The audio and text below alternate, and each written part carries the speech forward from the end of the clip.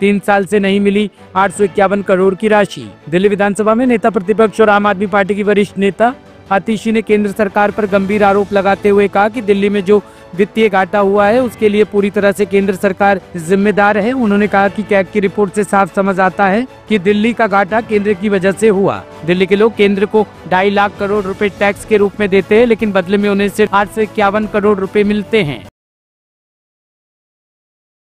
तो साफ नजर आता है कि दिल्ली में जो घाटा हुआ, जो दिल्ली के फाइनेंसेस में शॉर्टफॉल आई, वो सिर्फ और सिर्फ केंद्र सरकार की तरफ से वजह से आई।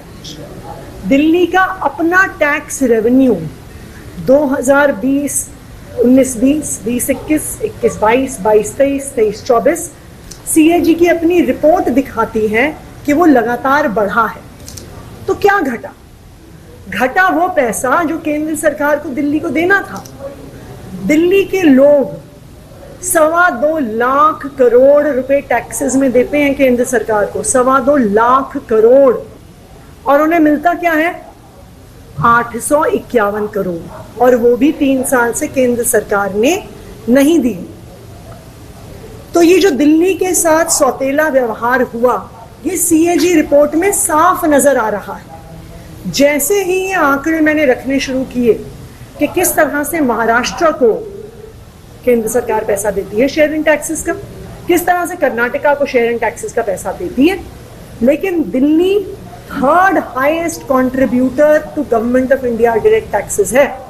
दिल्ली सरकार को 1 रुपया नहीं मिलता। जब भारतीय जनता पार्टी की सच्चाई सामने आने लगी तो स्पीकर साहब ने मेरा माइक बंद कर दिया। ये बिल्कुल तानाशाही है, ये विपक्ष की आवाज को दबाने का तरीका है, और सबसे महत्वपूर्ण बात, भारतीय जनता पार्टी का जो पर्दाफाश हो रहा है उसको बचाने का तरीका है। ब्यूरो रिपोर्ट, टीम मानस न्यूज।